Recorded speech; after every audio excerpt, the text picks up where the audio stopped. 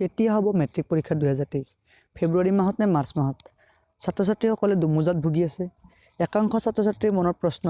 sir এতিয়াৰ পৰা পঢ়া শুনা কৰিলে ভাল ৰিজাল্ট কৰা সম্ভৱ নে আন একাংশ ছাত্ৰ ছাত্ৰীৰ মনৰ প্ৰশ্ন স্যাৰ এতিয়াৰ পৰা পঢ়া শুনা কৰিলে মেট্ৰিক পৰীক্ষা পাছ কৰিব পাৰিম নে এই সকলোবিলাক প্ৰশ্নৰ উত্তৰ দিম মই এই ভিডিঅ'টিত নমস্কাৰ মই আমিনুল স্যাৰ তোমালোকে চাই আছা মেথ স্যাৰ এছাম চেনেলটি প্ৰথমে মই তোমালোকক ক'ব খুজিছোঁ কেতিয়া হ'ব মেট্ৰিক পৰীক্ষা আজি 1 ডিসেম্বৰ এতিয়ালৈ সেবাৰ তৰফৰ পৰা মেট্ৰিক পৰীক্ষাৰ কোনো অফিচিয়েল ৰুটিন অহা নাই তোমালোকে হয়তো জানা সেবাই প্ৰত্যেক বছৰে একোখন একাডেমিক ক্যালেন্ডাৰ ৰিলিজ কৰে এই একাডেমিক ক্যালেন্ডাৰখনতে লিখা থাকে কোন মাহত শিক্ষানুষ্ঠানসমূহে কি পৰীক্ষা পাতিব কেতিয়া ছয়মাহিলী পৰীক্ষা পাতিব কেতিয়া গোট পৰীক্ষাসমূহ পাতিব কেতিয়া নৱম শ্ৰেণীৰ বছৰিকা পৰীক্ষা পাতিব এইবিলাক আগতীয়াকৈ নিৰ্ধাৰিত হৈ থাকে মেট্ৰিক পৰীক্ষা সন্দৰ্ভত কি লিখা আছে এই ক্যালেন্ডাৰখনত চাওঁচোন আমি এই ক্যালেন্ডাৰখনৰ যদি আমি তলফালে যাওঁ তেতিয়া আমি দেখা পাম এইটো জানুৱাৰী মাহ এই জানুৱাৰী মাহত কি লিখা আছে আমি যদি চাওঁ এক্টিভিটিজ এণ্ড অবজাৰভেন্স ডে ইয়াতে কোনো হেনেকুৱা মেট্ৰিক পৰীক্ষাৰ কথা লিখা নাই ফেব্ৰুৱাৰী মাহত মেট্ৰিক পৰীক্ষা হ'ব নেকি চাওঁচোন আমি এই ক্যালেন্ডাৰখনত কি লিখা আছে ফেব্ৰুৱাৰী মাহত এটা গুৰুত্বপূৰ্ণ কথা লিখা আছে যদি আমি অলপ জুম কৰি চাওঁ তেতিয়া আমি লক্ষ্য কৰিম annual exam of class 9 by 20th February to 27 February 2023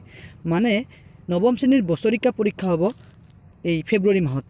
দশম শ্ৰেণীৰ মেট্ৰিক পৰীক্ষা নহয় কাৰণ ইয়াতে এনেকুৱা কোনো কথা লিখা নাই যদি আমি মাৰ্চ মাহটোত লক্ষ্য কৰোঁ মাৰ্চ মাহটোত কি লিখা আছে মাৰ্চ মাহত গুৰুত্বপূৰ্ণ কথা লিখা আছে আমি জুম কৰি চাম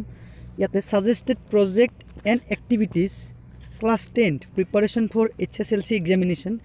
HSLC examination will be held as per board's notification তাৰ মানে মাৰ্চ মাহতহে মেট্ৰিক পৰীক্ষা হোৱাৰ সম্ভাৱনা বেছি কাৰণ মাৰ্চ মাহত ইয়াতে লিখা আছে HSLC examination will be held as per board's notification মানে বোৰ্ডৰ নটিফিকেশ্যন অনুযায়ী মাৰ্চ মাহতে মেট্ৰিক পৰীক্ষা হ'ব গতিকে তোমালোকে নিশ্চিন্ত মনে পঢ়ি থাকা এতিয়াও তোমালোকৰ হাতত 3 মাহ সময় আছে যথেষ্ট সময় 3 মাহ ভালকৈ পঢ়া শুনা কৰিলে ভাল ৰিজাল্ট কৰাৰ সম্ভৱ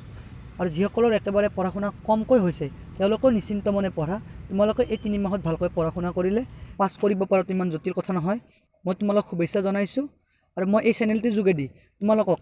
গণিত আৰু বিজ্ঞানৰ পাঠভিত্তিক প্ৰশ্ন উত্তৰ MCQ টাইপ কুৱেশ্যনসমূহ লৈ আহিম তোমালোকে চাই থাকিবা যদি ভিডিঅ'টো চাই ভাল লাগিল তোমালোকে লাইক কৰি দিবা আৰু ভিডিঅ'টোৰ তলত কমেণ্ট কৰিবা